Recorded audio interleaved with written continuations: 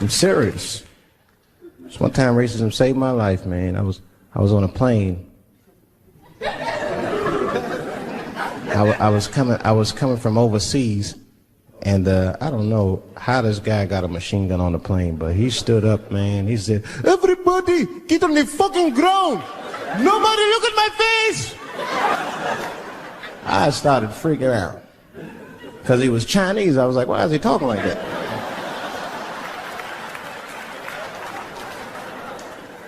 He was screaming and crying. I was the only brother on the plane. Well, I thought I was the only brother. I looked over, there was one other black dude. He was from Nigeria. I looked over at him, he was looking right in my face, man. He didn't say two words to me, he just looked at me, he was like...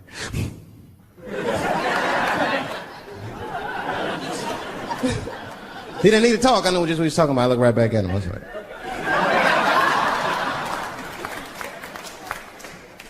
Some white dudes on the front of the plane seen us, they were like, "Oh my God. I think those black guys are gonna try to save us."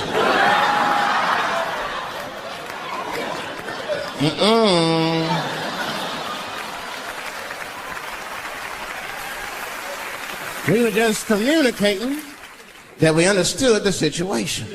We were both seeing the same thing. What we understood was simple. Terrorists don't take black hostages. That's the truth. I have yet to see one of us on the news reading a hostage letter and shit. They is treating us good. We all chilling and shit.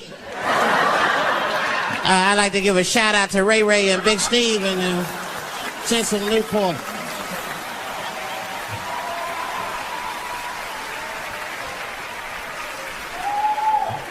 You're not gonna see it. And terrorists are smart. They know what they're doing there, you know. They terrorists. They know what black people's bad bargaining chips.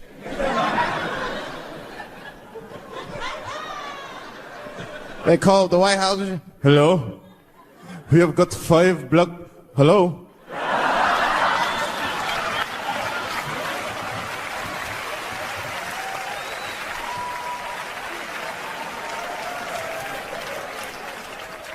It's really some scary shit. I gotta tell you, Harvey Weinstein...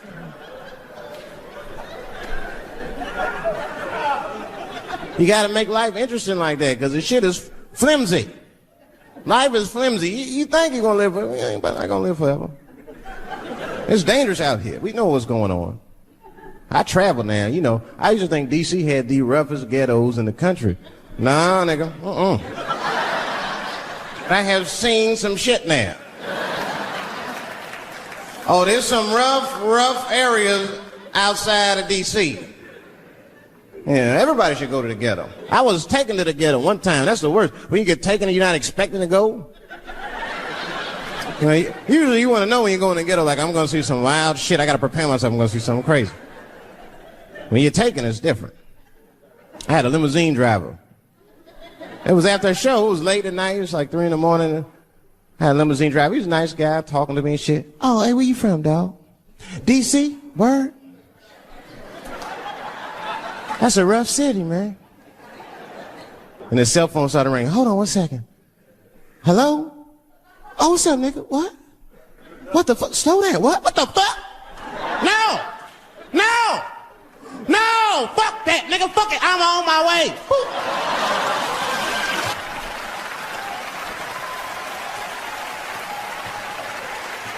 Hey. I gotta make a stop real quick. At 3 o'clock in the morning. I didn't know he was taking me to the ghetto at first. I started looking out the window. I was like, what the fuck? It's gun store, liquor store, gun store. Where the fuck are you taking me? This don't look good. He didn't say shit. He just pulled up in front of an old rickety building that looked like a project. Now, I'd never been there before. I'm not sure if it was a project, but it certainly had all the familiar symptoms of a project. A fucking crackhead ran this way.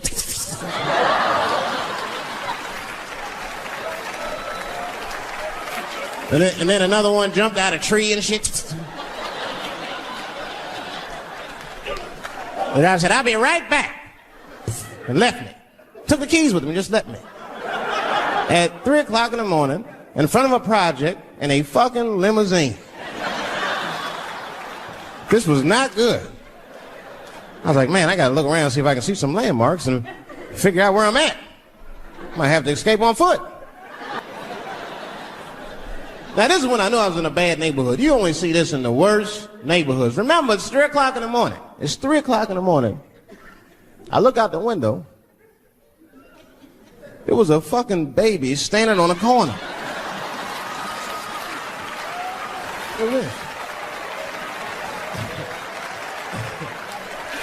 And the baby didn't even look scared. He was just standing there.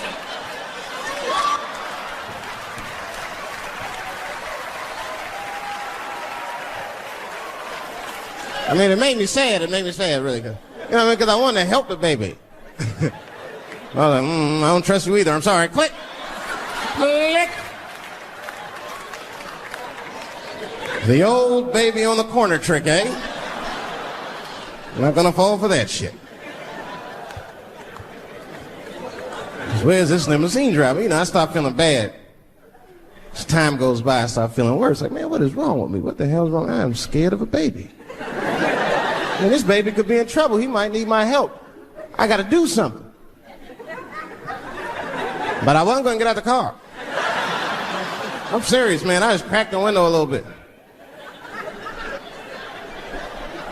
There's an old limousine. I can roll it down.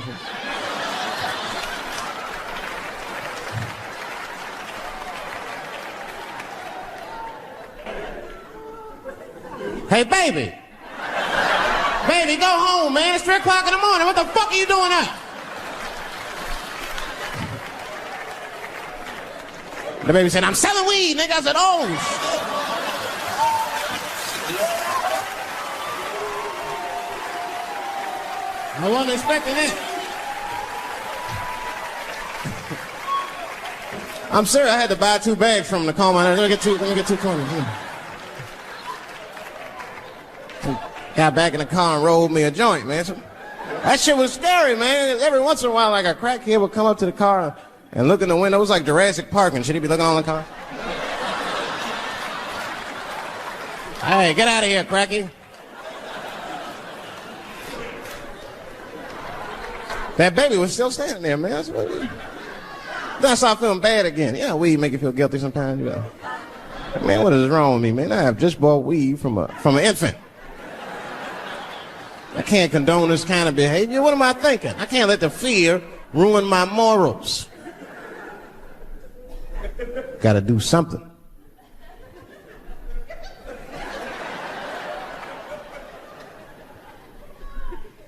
Hey, baby. Stop selling weed, all right? You got your whole life ahead of you. He said, fuck you, nigga. I got kids to feed. I said, God damn.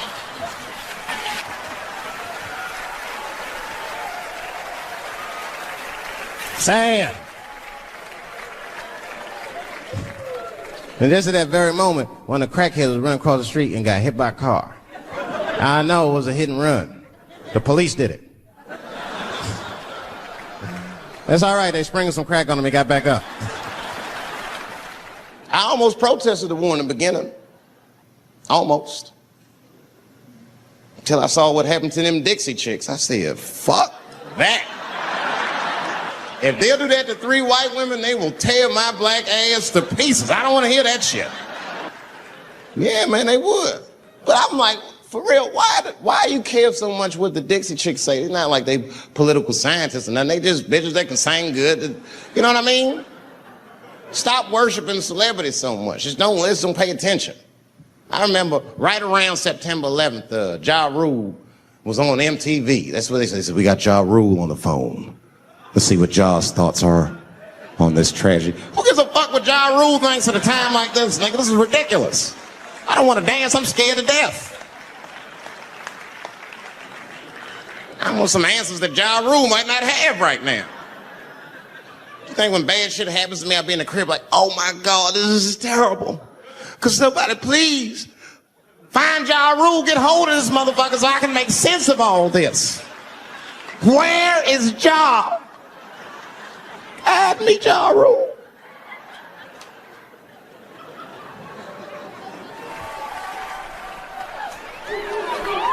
Yeah, I'll be seeing that kind of shit, man. It's what it is. They use the TV to program us from a young age. You ever watch like a cartoon that you used to watch when you were little as an adult? That shit is wild shit. Some wild shit. I mean, like I was with my nephew.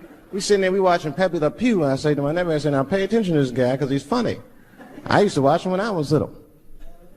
And we watched Pepe Le Pew, and I'm old now. I'm looking like, good God, what kind of fucking rapist is this guy? Like, take it easy, Pepe. My nephew was sitting there cracking up. See, sometimes you gotta take the pussy like Pepe. Like, no.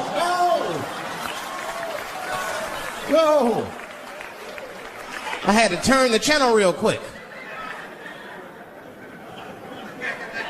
I turned on Sesame Street. I said, oh, Sesame Street. This is much better because now he'll learn how to count and spell. But now I'm watching it as an adult and I realize Sesame Street teaches kids other things. It teaches kids how to judge people and label people. That's right. They got a character on there named Oscar. They treat this guy like shit the entire show. They judge him right in his face. Oscar, you are so mean. Isn't it, kids? Yeah, Oscar. You're a grouch. It's like, bitch, I live in a fucking trash can. I'm the poorest motherfucker on Sesame Street. Nobody's helping me. Then you wonder why your kids grow up and step over homeless people. Get it together, grouch. Get a job, grouch. So don't even tell me how to get to Sesame Street. That is a terrible place. I wouldn't go there if I knew the way. Who would want to live in a neighborhood like that? Fucking 6-foot pigeons walking around. An elephant that's a junkie. Hi, bird. Yeah, that's right, Snuffy. Hi, bird, I'm sick. I need some smack, bird. Then Cookie Monster with his eyes popping out his head, cookie, cookie, cookie, like, ugh. What kind of cookies are you talking about? Chocolate chips don't do that to people. And then had the nerve to put a pimp on there. They didn't come out and say he's a pimp, but I know a pimp when I see one. They called him the Count. Had a cape and everything. You just see him pimping. Bitch, where is my money? You've been late 4 times, I've been counting. How many times must I smack you before you act right? 1, 2 smacks.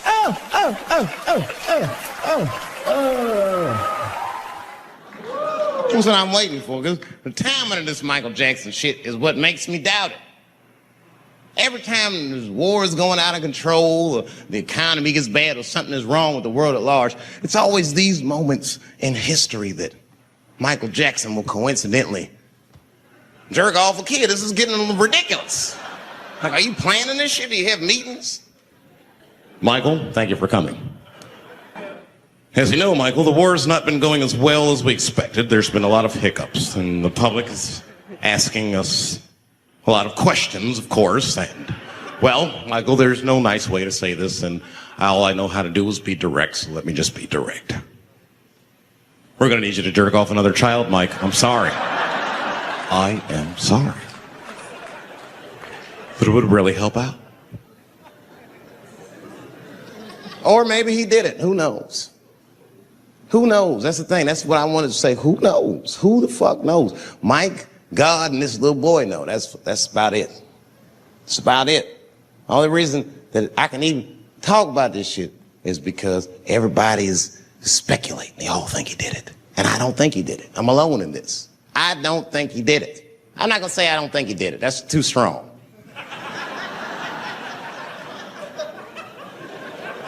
Let me just say I am reserving judgment until all the facts come out. But so far from what I heard, I mean, the kid said he was dying of cancer. He was in Make-A-Wish Foundation. He claims he had 2 weeks to live, and it was his dying wish to meet Michael Jackson. Come on, man, give me a fucking break. This kid is 10 years old. He don't remember Thriller. The fuck you want to meet Michael Jackson for, honestly? I remember Thriller, and I just, like, kind of want to meet this nigga. Like, I wouldn't break an appointment to meet him. I'll put it that way. I'd have to already be free. That's ridiculous. That's like if I'm dying in 2 weeks and go, oh, mama, get me in a room with Chubby Chuckle. I wouldn't want to meet that motherfucker. My last 2 weeks. Why not Usher or somebody like this? So then the kid claims he goes to Michael's house. This is where it all gets crazy. He does everything you'd expect at Michael's house. They climbed trees and rode roller coasters and Ferris wheels.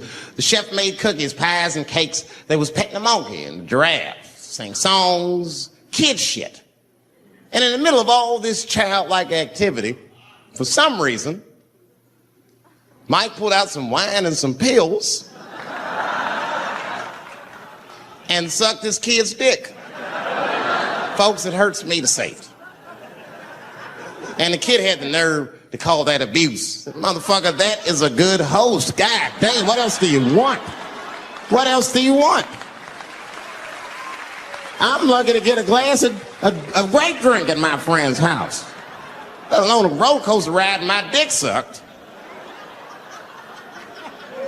Mike must be confused, like I brought you in my house, I fed you, I sucked your dick, and this is how you repay me, motherfucker. This was your wish, not mine.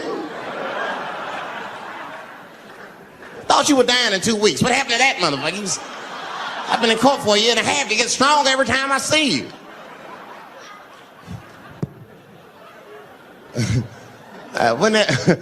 This is fucked up. I shouldn't even say this fuck. Wouldn't it be some ironic shit if they found out through this case that the cure for cancer was Michael Jackson sucking your dick somehow? Like if Mike had powers like Green Mile and all the kids like, please, Mike, suck our dicks. Never again. He didn't appreciate it. Can we at least study your saliva? Please, Mike.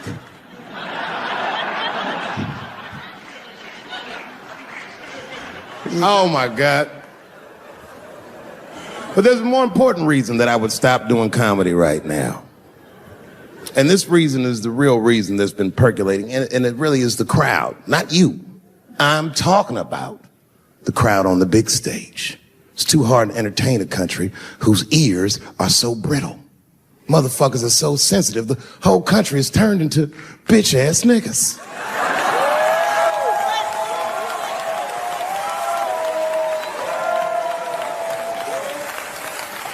Everything you say upsets somebody. But motherfuckers are just taking it too far. I don't know why or how everybody got this goddamn sensitive. You know who hates me the most? The transgender community. Oh yeah, these motherfuckers. I mean, I didn't realize how bad it was. These motherfuckers, I was really mad about that last Netflix special.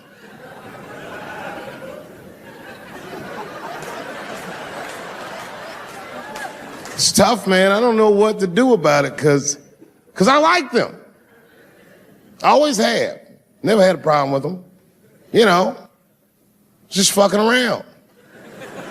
As a matter of fact, I think I make fun of everybody. And I mean, as a group of people, they have to admit, it's kind of fucking hilarious, man. I'm sorry, bro. It's like, I've never seen somebody in such a hilarious predicament not have a sense of humor about it. They're born feeling like there's something other than they're born as, and that's kind of funny, you know? I mean, it's funny if it's not happening to you.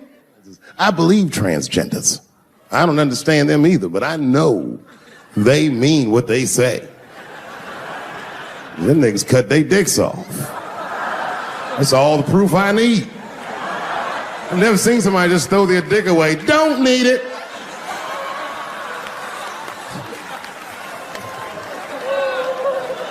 I don't understand, but I believe you and I support your decision, motherfucker. I was doing a show. I was in Portland, Oregon.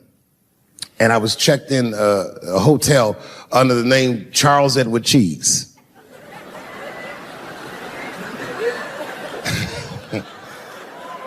I came back to my room late at night, and there was a note. It was like a letter on my desk. It was addressed to Mr. Cheese. So obviously, I'm going to assume that whoever wrote this letter must be an intimate friend of mine. This is not some kind of name that a person would just guess. But then I open the letter, and it turns out I don't know this person at all.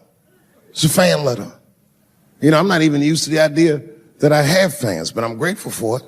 And I don't read those letters. Be nice if I did, but realistically, it's like, what am I, Santa Claus, nigga? I don't have time for this. Like, got shit I want to do. I'm trying to chill. Read all these dreams and wishes from strangers. But I read it. I'd already opened it. So I just read the whole letter. And you know what, man? Whoever wrote this letter truly loves me. I mean, they were really fucking nice in the letter. And then they described to me what it was like to come to the show, how excited they were, how much fun they were having. And then they said that when I got to my jokes about transgenders, that they were, quote, devastated. Because it turns out that whoever wrote the letter was transgender. Now, I'm going to be real for a second.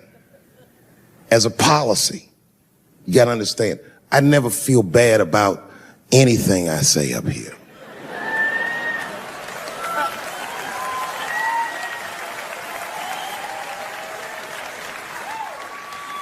And I would never admit this to you if I hadn't locked your phones up. But it was the weirdest thing. Like, when I read this letter, the shit made me feel bad. I didn't feel bad about what I said, you understand? I felt bad that I made somebody else feel bad. To be honest, I don't even know what I said that upset that person. I have so many transgender jokes.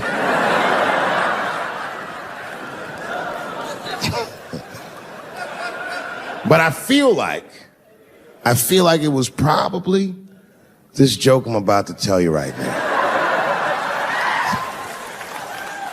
And it's not even that bad of a joke. It's a true joke. I mean, it's not true, but I had read in the paper that Caitlyn Jenner was contemplating posing nude in an upcoming issue of Sports Illustrated.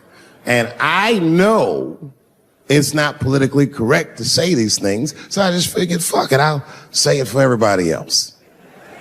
Yuck.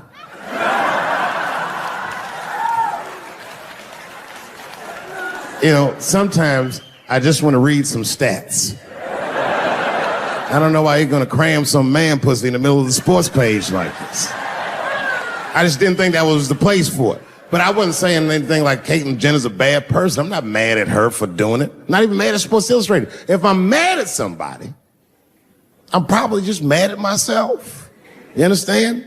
Because deep down, I know that I am not strong enough to not look at those pictures.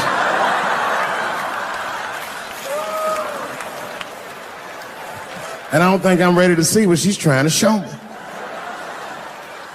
So Caitlyn, goddamn it, if you go through with this thing,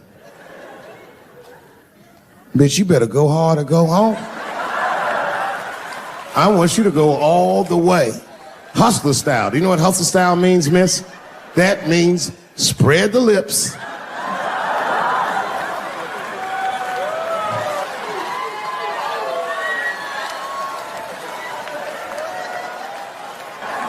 I hope she spreads her lips and there's an itty bitty dick inside. Ah! The show is behind the curtains.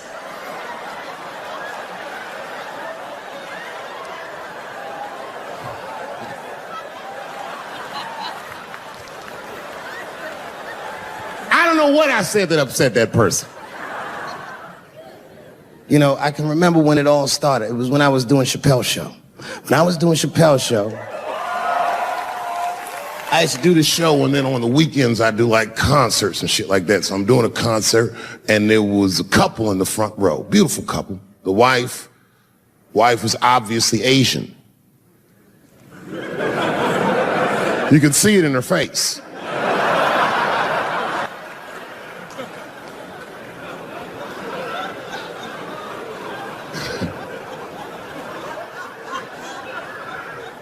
The husband, this motherfucker was mysterious, to say the least. Couldn't quite pinpoint where he was from. Caramel-colored fella, very nice hair, but he could have been from anywhere. Bangladesh, Mexico. I can't guess with a nigga like this. All I knew for sure about this guy is that his wife was a bitch. I could see that in her face, too. No, he was laughing and having a good time, and she was scowling at me at a goddamn comedy show. I couldn't figure it out. And then I realized at some point that she was pregnant, and I was smoking on stage. I said, oh my God, that's probably why she's mad. So I started to put my cigarette out, but then she hit me with one of them fake non-smoker calls. So I just kept smoking. I thought to myself, bitch, that baby will be fine, relax. And I tried to break the tension. I just asked her. That's all I said. I go, hey, where are you guys from anyway? And I could tell that she was on to me. She goes, very condescendingly, she says, I'm from California. If you're asking my ethnicity, I am Chinese. And her husband was just cool about the shit. He was like, I'm Mexican, bro. I said, well, I'm sorry if I offended you by asking, but you're a very beautiful couple. And miss, there's no question that you're going to give birth to the hardest working baby this world has ever seen.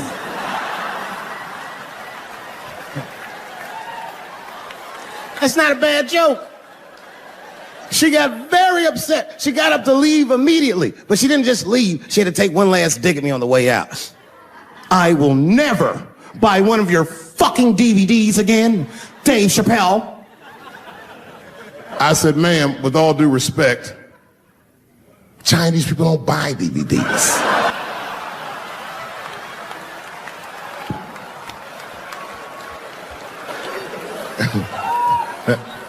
And the crowd went crazy. We were all laughing, having a good time. I didn't even think anything of it. And then just 3 days later, this lady sends a fucking letter to my promoter telling him not to book me for shows anymore because I was, quote, racist, and I'm quoting her, insensitive to the nature of my interracial marriage. I was like, word, bitch, I was. If she had just done a little bit of research, she would know that I myself am in an interracial marriage. That's right.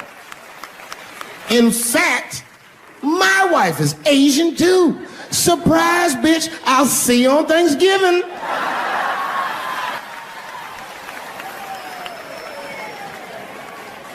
But my wife's not Chinese. She's Filipino. That's right, that's right. And our kids are Puerto Rican somehow, so there you go. Now, let's think about this. You've heard them on their radios, on television, you've read their newspapers, you've even talked to them in your beer houses. What do they call us? They call us Anglo fools. They call you Anglo fool. And they've called all of us Biafrans. Are we Biafrans? No. They call us enemies in their house. That's not the truth. The truth is they stole our rights. You know that. They destroyed our wealth. Call us Cameroonians. We are Ambazonians. Ambazonians, that's what we are. Amazon. Help me love you. Amazonians.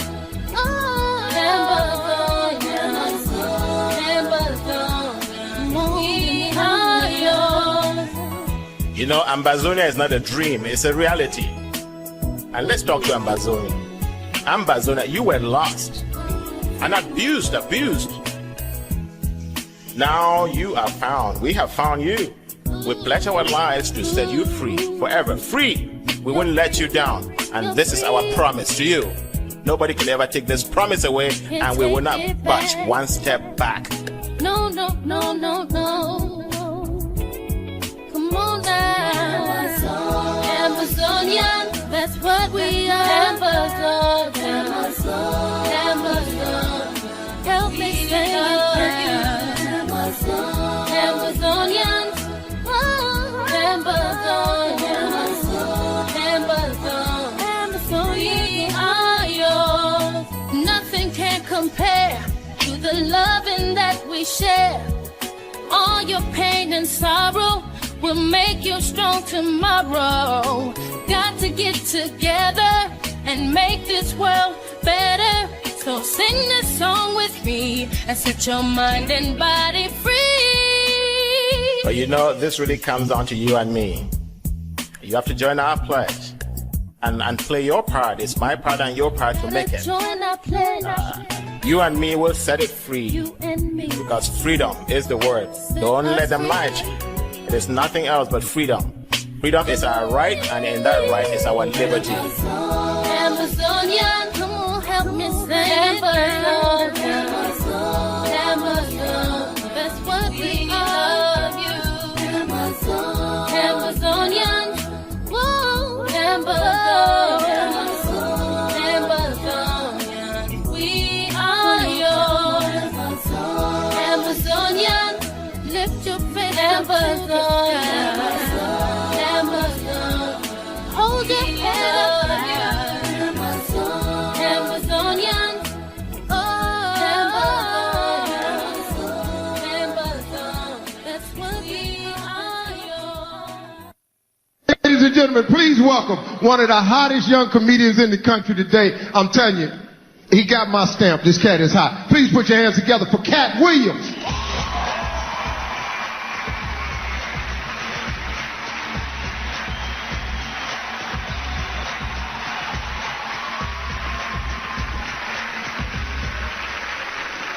Good evening, ladies and gentlemen. What a pleasure to be here. So wonderful to be in Pasadena, where it's 138 during the day and 36 at night. A pimp don't know what to wear. I'm in the hotel lobby. I got on a fur coat, some swim trunks, some Timberlands, and an umbrella, because I don't know what may happen in this raggedy bitch this evening. I am just here to remind all minorities that with what's going on in the world today, you have got to be happy about whatever you got in your life right now. That's my message. Because the world is crazy right now. What is gas? $600 a damn gallon right now? I don't care how much money you got, gas is entirely too high. That's all I'm saying. You are not supposed to be at the gas station making life decisions. You just at the pump. Just, Negro, did I eat today? I can't get no half a tank. I got 6 cigarettes. I can't even do it. They done messed up the whole gas station experience. Used to be, if you had $10, $15, you could go to the gas station with confidence, because you knew you was either going to be full or damn near full. If you had a 20, you ain't even talk to the person at the counter. You just 20 on 11, bitch.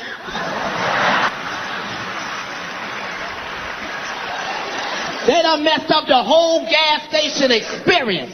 Used to be, if you put $15 in your tank, you had time to bond with your vehicle. You had time to put the nozzle in and set the clicker and look through your car and clean off the dashboard and look through your CDs and run in the store and get some Pringles and a Snapper, and it'll still be pumping. Now if you put $15 in, you can't even turn around good for that son of a bitch click. As soon as you put it in, just click, click. There ain't no damn gas in that car. The world is a crazy place. That's all I'm saying. I'm living in Hollywood now. I'm finding out most of the stuff I thought was real ain't even real. I met DMX 6 months ago. This Negro is 2 inches taller than me. I don't know why I thought he was 6'12" or something. This Negro is my size, and he really be talking like that. We at the restaurant, hey, yo, bitch, let me get some water and some lemon. Negro, why are you hollering? We in a restaurant. I'm out there meeting big-time celebrities. I meet Shaquille O'Neal. Me and him become friends. Then I find out I can't even be his friend in public because he's just too damn tall. How it look, I'm congratulating you on your game, and you got your thing all on my forehead region.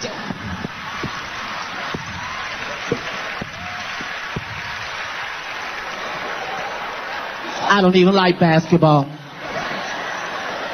It's a crazy place. Because when you start being in Hollywood making some money, then you get rich friends. And you got to be real cool with you, because I got rich friends now. Martin Lawrence is my friend. I go to Martin's house. Martin got a $36 million house. $36 million. Sometimes I just be in the driveway like, look at this ridiculous bullshit. House is this for eating and sleeping, Martin. But I be there every chance I get. Because you can do anything in a $36 million house. Whatever I want to do. You want to play pool? It's a pool hall. You want to go hang gliding? He got hang gliding. You want to play basketball? It ain't a basketball court with concrete. He got some soft stuff on it. Make a Negro jump accidentally. I'm just in the back.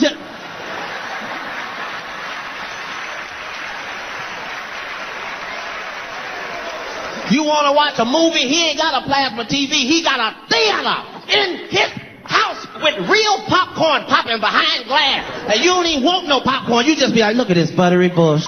And I be having a ball over Martin's house, forgetting that I got to leave Martin's house and go back to my house. Now I'm at my house all ungrateful. Just I can't even sleep here. I can't.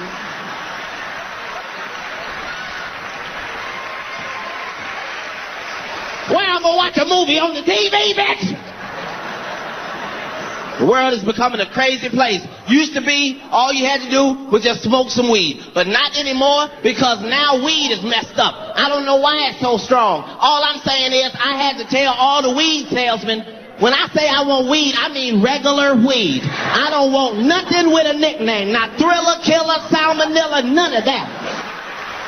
Because I am used to smoking weed and getting the munchies. This brother in L.A. sold me some stuff, had me looking at the refrigerator for 3 hours. I'm just in the kitchen, sitting on the stove. Because it's only two type of weed smokers. It's amateurs and it's professionals. And if you're an amateur, you don't have no business messing with a professional. I had to learn the hard way. Snoop was doing a TV show. Snoop said, when we take a break, we're going to go to my trailer and hit some weed. I was like, you ain't said nothing with no hit some weed. I ain't say that to him, but I was thinking it. So I'm in the trailer. It's me, Snoop, and two brothers. I watch them roll it, light it, put it in rotation. I know the rules. Puff, puff. I see you've been to a seminar yourself. So everything is fine, but about 4 3/4 minutes, I start noticing that I am higher than I have ever been my entire life. I don't mean cool high. I'm talking about scary high, high. The type of high where you looking down at your mama's house and satellites and Jesus, I don't want to be this high. And I'm trying to figure out how I can get this high in 4 3/4 minutes. I swear to God, I look up. These Negroes have lit 4 blunts, and they are all in rotation at the same time. We in that bitch looking like an Olympic ghetto track meet. How high are we trying to beat Snoop? I swear to God, they put the blunts out, went right back on the show like ain't nothing happened. Meanwhile, I'm trying to remember what show I'm on. Just wait a minute. 10 down, 10:32. I am a boy, Damon. I gotta go. I'm gonna see ya.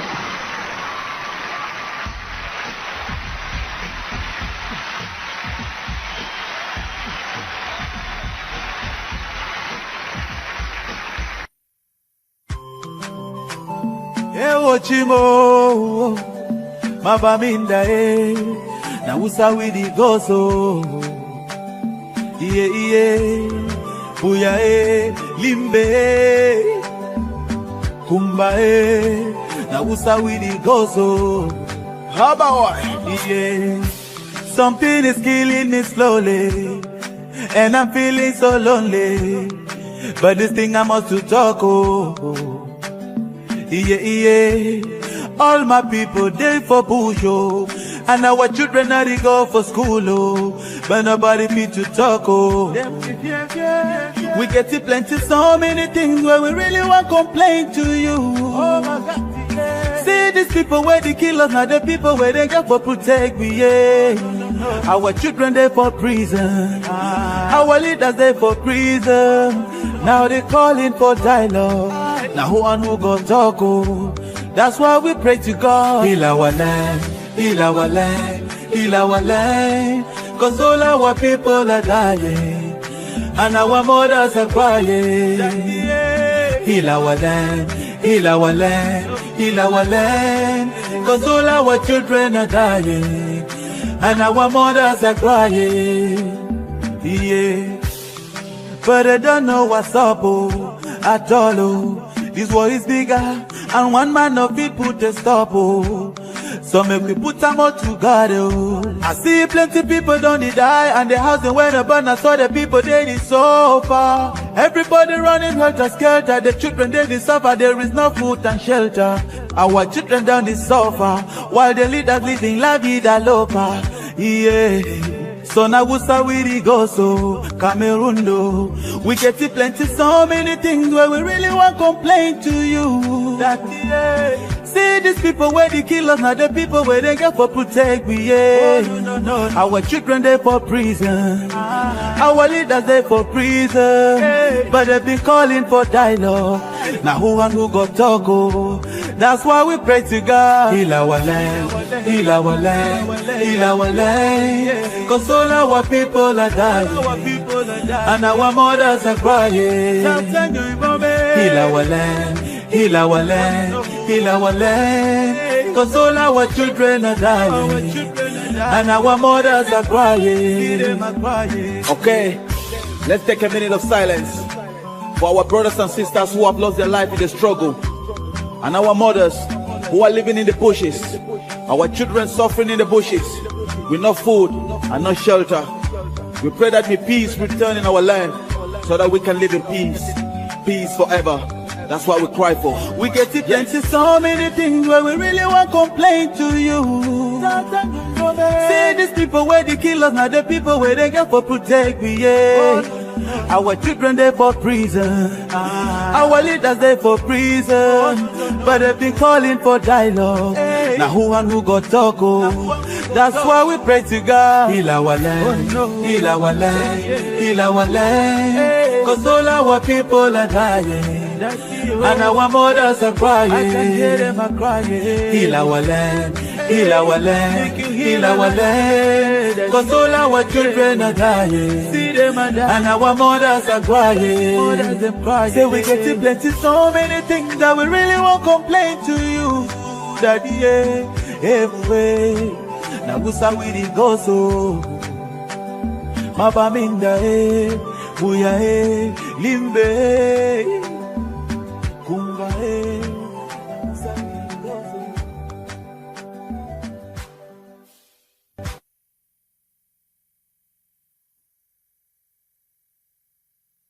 I'm having an artistic dilemma. I have two poems. One poem is older, and one poem I just wrote backstage. Which one would you like to hear? Wait! How many for the old one? How many for the new one?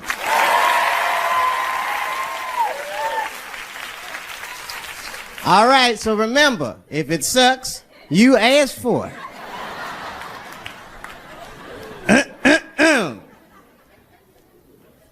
One night at 3 a.m., I went to the corner store. I forgot why. Oh, that's right, I wanted a bite. I had the munchies because I was high. The store is owned by Mr. Fong, and every day he sees me, he does me wrong. He's Korean. Now, I'd never say I hate all Korean people. I haven't met all Korean people. That hate talks for savages.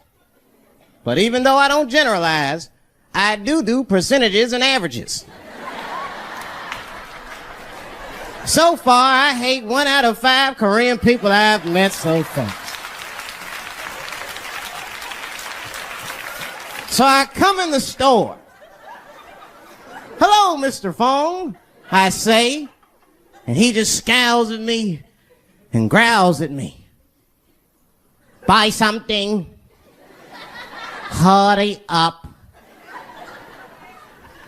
Now look, I'm not stealing in the least, but if you're shopping and you know someone's watching you shop, that shit'll make you look like a thief.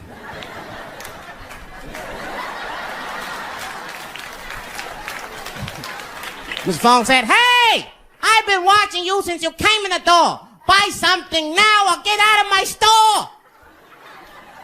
Now I couldn't take it anymore. Hey, I said, raising my hand, get your fingers out of my face, Chinaman.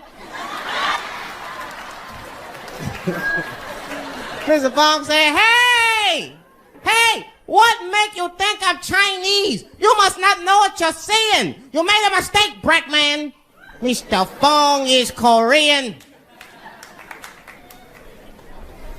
Now I was wrong. I said, Mr. Fong, I'm sorry to offend by mistaking your race. But you gotta admit, if it was a Chinese look-alike contest, your ass would place. You're a dead ringer for a Chinese. But don't be mad at me. I didn't mean to offend you in the least. You know, some people say all black people look alike. We call those people police. Thank you.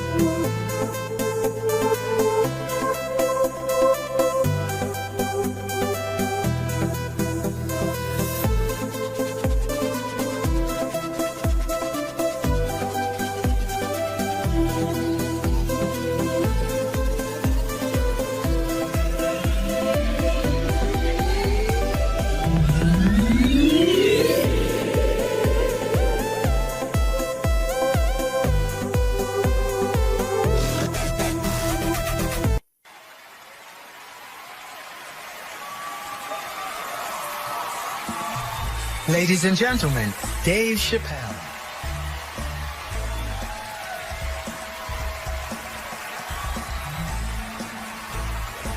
Thank you. Oh boy, I'm very nervous. No pressure.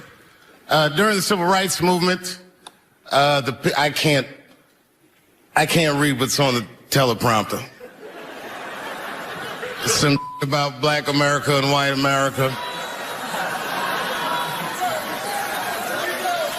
There's black Americans and there's white Americans. We're all one America. So if you don't mind, this is not live, is it?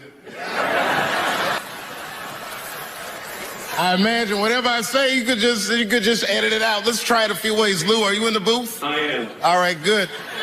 You know what, Lou? Let's just play around with it and see if we can get it right and get this clip package on, and then let me go home. All right? You got it. All right. Ready. All right. Count me in. 5, 4, 3, 2, 1. Wu-Tang. I'm just with you, Lou. Let's do it again. We're gonna do it again. We'll get it right. Here we go, Dave. 5, 4, 3, 2. You know, when I was a comedian starting out in Washington, D.C., right here in this city, 1988, I'll never forget this. It was a comedy club owner that banned profanity from his comedy club. He said it offended his audience, and this was a cause of major concern for all the comedians in the circuit. And we all called a meeting, and we had the owners come, and it was the club owners, and it was the comedians. It was the classic labor dispute. The club owners laid out their case. There cannot be profanity in these clubs because that offends people. And there's a comedian who's still a good friend of mine to this day. He lives right here in Washington, D.C. He stood up and he said, he's black, I should tell you because it's important to the story. He says, I use profanity because I live a profane lifestyle. He says, I don't have an insect infestation in my house. I have roaches.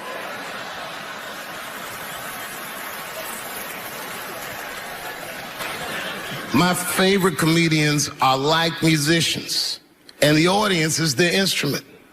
And the music they make is your laughter. And that's the laughter that I scored my entire life to. So now, some of my favorite American comedic composers. Thank you. And I got off stage, I was in the dressing room, I was like, man, this is a fucking weird show. I'm sitting in the dressing room by myself just trying to figure out, like, what the fuck just happened out there? Like, why is it that this one woman can't take any of these jokes and Daphne can take all of these jokes? So weird. And then I realized, Daphne used to be a man.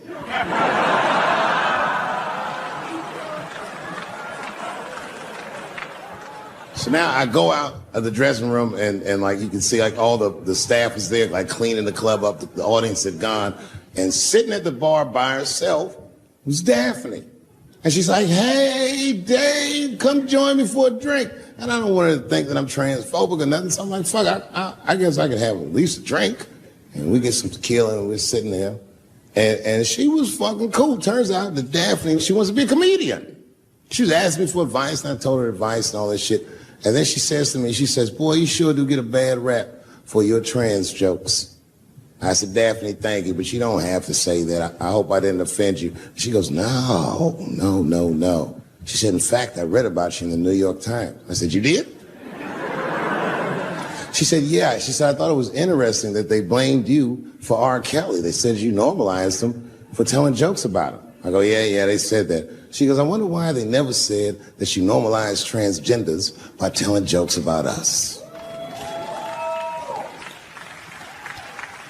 And I'd never thought about that. It never occurred to me. And we started making out. And then, like, I reached up just to see what it felt like. I was like, what? And it felt like pussy, didn't it? It was just like, go ahead, ask me a question. What the fuck you gonna do if Trump get reelected? What am I gonna do if Trump get reelected? Probably get a significant tax break.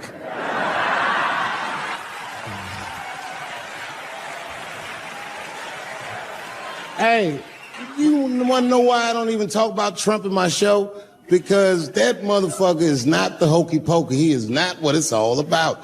There's millions of people that put him in power, and the ideas that he puts forth are not his own. He's singing poor white people's greatest hits. So why the fuck would I worry about him and not the other millions?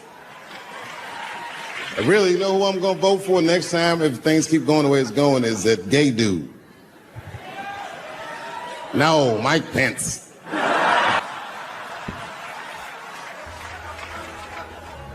Now, this is the same club, the Punchline. This is 15 years ago, and I had just gotten back from my infamous South Africa trip. And I came to the Punchline just to cheer myself up. It's a safe place where I could tell some jokes. And I find out that this comedian I know, Chris Tucker, who's in all those Rush Hour movies, I find out that Chris is in San Francisco too at some charity event. So I call him, I'm like, yo, I just saw you at some charity event. I said, I'm doing a show at the Punchline. Why don't you come by the club after your event? He's like, cool, Dave. I thought you was dead, nigga. I'll come by. He says, is it okay if I bring some friends? Because, you know, I'm with a lot of people. I go, man, you Chris Tucker. You can bring whoever the fuck you want. And then I show up to the club late that night, and I walk into the dressing room, and sitting in the dressing room is Gavin Newsom, who at the time was the mayor of San Francisco, but now he's the governor of California. And sitting next to him was Kamala Harris, who at the time was the DA of San Francisco. Now she's the senator from California that's front running on the Democratic ticket. And sitting next to her was Al Gore. It's fucking weird. And sitting next to Al Gore was the guys from Google, Sergey, and I don't know how to say these. All right.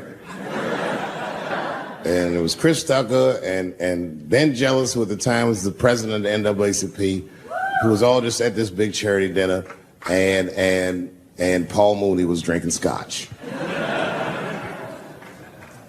And we all was just in there. And, you know, first I was a little uncomfortable when we started talking, and we all got along really well. At some point, Kamala Harris she says to me, she goes, you know, a friend of mine is announcing his candidacy for president tomorrow. I went to college with him.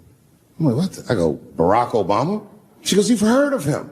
I'm like, yo, I just read about this dude. And she goes, yo, yeah, blah, blah, blah, we talking. She goes, you know what? She says, let's call him on the phone. I said, what the fuck? And she picks the phone up and she dials and she's listening like this. And she goes, this is voicemail. And she gives me the phone. She goes, leave him a message.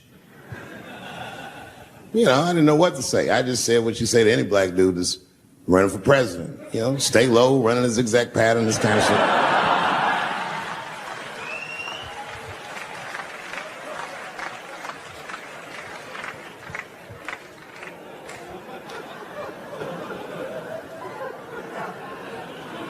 And then the last thing I say is, you know what? I said, sir, I really do believe you can do this. Like, man, I'm wishing you luck.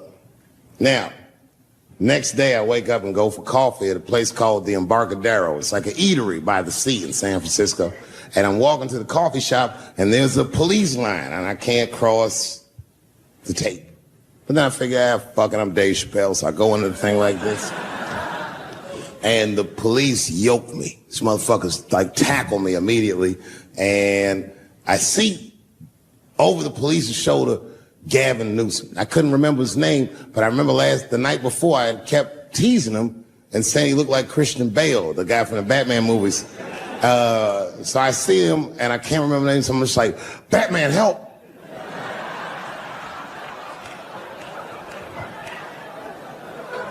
And he stops, he's like, Dave? And then the police see that the mayor knows me, so they all like, oh, sorry about that. And he's like, hey, back up, everybody. And he just picks me up. He's like, I'm really sorry about that. I'm like, I'm fine, don't worry about it. And he's like, listen, I'm here with Prince. Would you like to meet him? I'm like, I know Prince. That's my nigga. And we go around the corner, and it was Prince Charles, the Prince of England. I didn't know the protocol of meeting royalty. You're not supposed to touch him. I dapped him up like a nigga. My nigga. Just hugging him and shit like this, dapping him up, like this. And that nigga was cool too. I was like, that's really fucking weird. And then I was just out there in the upside down, not having no TV show, trying to figure life out. And the election was going on in the background. And this guy, Barack Obama, was picking up steam. This motherfucker was killing it. And I had a chance to go to the last debate on the Democratic ticket, and I went. It's me and Chris Tucker sitting in Myrtle Beach, South Carolina. It's the last three candidates. It was Barack Obama, John Edwards, and Hillary Clinton. Now, Obama's a lot taller than Edwards and Clinton, and he had the center podium. And at one point, they're all on stage, and they start fussing, and Obama goes, look, none of us are perfect, like this. And his hands was like this, and there was light shining behind his head, and the other two candidates was looking up at the nigga, and I was sitting in the audience like, this nigga looks like Jesus.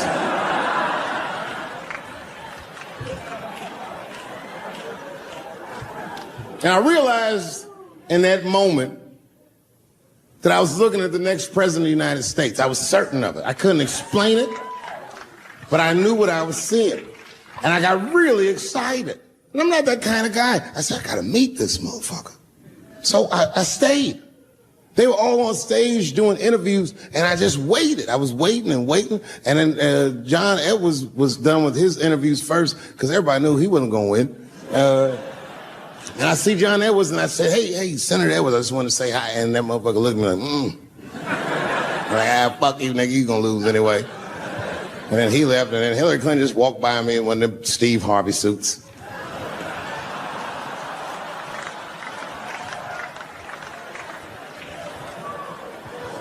But Obama was taking forever.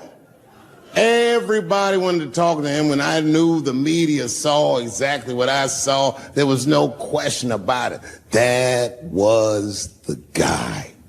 I waited, and finally, must have been over an hour and a half, he finishes his last interview. He's like, well, thank you very much. Good talking to you. And he turns around, and we make eye contact. He sees me, and when he sees me, he looks over, he goes, Dave Chappelle. And Obama did me the same way I did Prince Charles. He dapped me up, and he like bro hugged me, and he pulled me in, and I'll never forget this. He said in my ear, I got your message. Weinstein is probably the first person that I ever looked at a photograph of and was like, yeah, he rapes. I'm not sure this motherfucker has a choice. Not a handsome man. A lot of meat and extra skin on his face. Yeah, he's ugly. You know the sad part is, he's done so well in life, he probably doesn't know he's ugly. You know, when you're good looking, everybody will tell you, oh, you look wonderful, you're so great looking. But when you're ugly, you gotta figure that shit out for yourself. It's a lot of putting clues together through the years. Why am I not getting in the club? I got all the right shit on.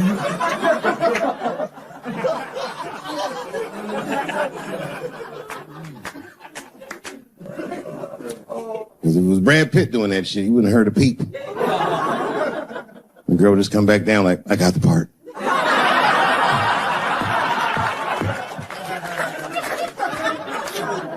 Yuck. And yet, it is important that I acknowledge, ladies, you are absolutely right. There you go. They gotta all be mindful of that, guys, because this could happen to any of us. It could happen to me. I can see that. I can see myself showing up. Hi, I'm here for my 3 a.m. with Mr. Weinstein.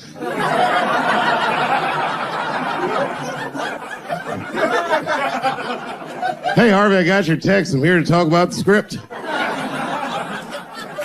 Seems like it's going to be hard to read in candlelight, but I guess I could try.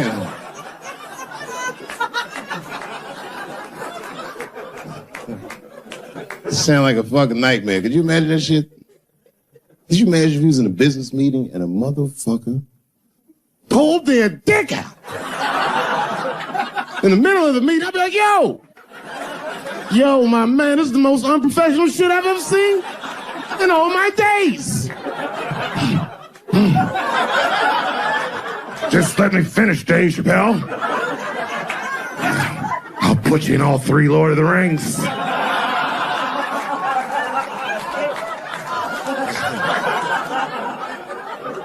Hurry up, nigga. I have other meetings tonight. I have a 4:30 a.m. at Brett Ratner's house. I believe it's wardrobe fitting.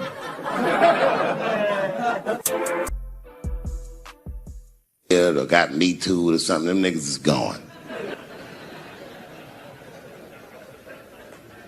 And there's a whole bunch of new young people there, and they're probably looking like, what is he talking about? They may not actually know what the fuck happened to me. So I'll tell you what I'm talking about. Go downstairs to your accounting department, open the books, see what that show made, and look at what you paid me. That's exactly what I'm talking about. You're going to pay me. I am inviting you to come with me and work with me. And let's fight against that terrible, terrible feeling that you made me feel together. We can fight together and work this thing with Chappelle's show out. Or I can just take it. Thank you.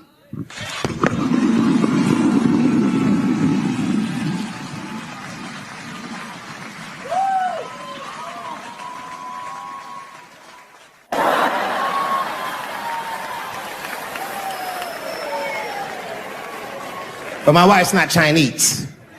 She's Filipino. That's right. And our kids are Puerto Rican somehow, so there you go. No pressure. During the civil rights movement, I can't read what's on the teleprompter. Some about black America and white America. There's black Americans and there's white Americans. We're all one America. So if you don't mind, this is not live, is it? I imagine whatever I say, you could just edit it out. Let's try it a few ways. Lou, are you in the booth? I am. All right, good. You know what, Lou? Let's just play around with it and see if we can get it right. Get this clip package on, and then let me go home. All right? All right. All right. Count me in. 5, 4, 3, 2, 1. Wu-Tang. I'm just with you, Lou. Let's do it again. We're gonna do it again. We'll get it right. Here we go, Dave. 5, 4, 3, 2. You know, when I was a comedian starting out in Washington, D.C., right here in this city, 1988, I'll never forget this. It was a comedy club owner that banned profanity from his comedy club. He said it offended his audience, and this was a cause of major concern for all the comedians in the circuit. And we all called a meeting, and we had the owners come, and it was the club owners, and it was the comedians. It was the classic labor dispute. The club owners laid out their case. There cannot be profanity in these clubs because that offends people. And there's a comedian who's still a good friend of mine to this day. He lives right here in Washington, D.C. He stood up and he said, he's black, I should tell you because it's important to the story. He says, I use profanity because I live a profane lifestyle. He says, I don't have an insect infestation in my house. I have roaches.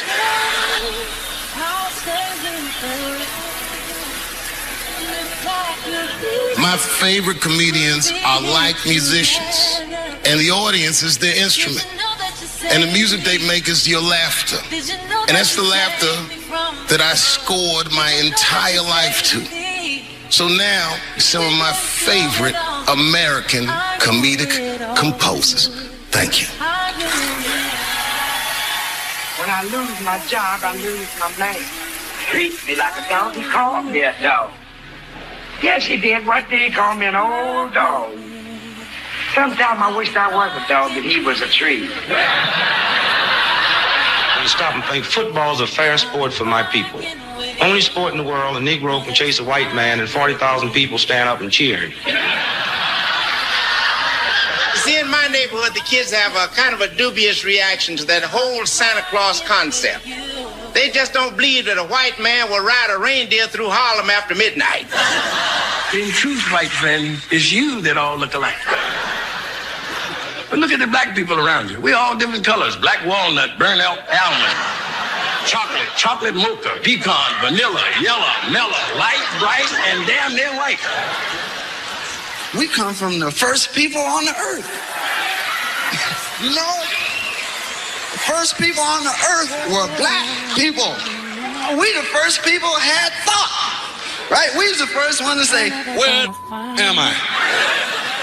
And how do you get to Detroit? I think maybe like 30 years ago, there was a woman that wanted to sing in it, a black lady that sang opera, that wanted to sing, what was her name? Mary Anderson, and this place was like segregated and they couldn't sing here. And here we are, like not even 50 years later, a 22-year-old black man on stage getting paid to hold his... God bless America. I gotta go now. Y'all take it easy. Bye-bye. And if I could stay... Chimo, Mabaminda, na usa widi gozo, buya limbe, kumba na usa widi gozo, haba something is killing me slowly, and I'm feeling so lonely, but this thing I must to talk Yeah. All my people, they for bush, oh. And our children are they go for school, oh. But nobody fit to talk, oh. We get it plenty, so many things where we really want to complain to you. Oh my God. See these people where they kill us, now the people where they go for protect me, yeah. Our children they for prison, our leaders they for prison. Now they calling for dialogue. Now who and who go talk, oh. That's why we pray to God. Heal our land, heal our land, heal our land. Cause all our people are dying, and our mothers are crying. Heal our land, heal our land, heal our land. Cause all our children are dying, and our mothers are crying. Yeah. But I don't know what's up, oh, at all, oh. This war is bigger, and one man of it put a stop, oh. So make we put some more together, oh. I see plenty people don't die, and the housing where the burn, I saw the people they so far. Everybody running helter-skelter, the children they suffer, there is no food and shelter. Our children down the suffer, while the leaders living la vida loca, yeah. So now we start with the go so Cameroon do. We get it plenty, so many things where we really want to complain to you. That yeah. See these people where they kill us, now the people where they get for protect me, yeah. Oh, no. Our children they for prison, our leaders they for prison, hey. But they've been calling for dialogue. Now who and who got talk, oh. That's why we pray to God. Heal our land, heal our land, heal our land. Cause all our people are dying, and our mothers are crying. Heal our land, heal our land, heal our land. Cause all our children are dying, and our mothers are crying. Okay, let's take a minute of silence for our brothers and sisters who have lost their life in the struggle, and our mothers who are living in the bushes, our children suffering in the bushes with no food and no shelter. We pray that may peace return in our land so that we can live in peace, peace forever. That's what we cry for. We get it plenty, so many things where we really want to complain to you. See these people where they kill us, now the people where they get for protect me, yeah. Our children they for prison, our leaders they for prison, but they've been calling for dialogue. Now who and who got talk, oh. That's why we pray to God. Heal our land, heal our land, heal our land. Cause all our people are dying, and our mothers are crying. Heal our land, heal our land, heal our land. Cause all our children are dying, and our mothers are crying. Say we get it plenty, so many things that we really won't complain to you. Daddy, yeah, everywhere. Nagusa wiri gozo, Mabaminda, Buya, Limbe.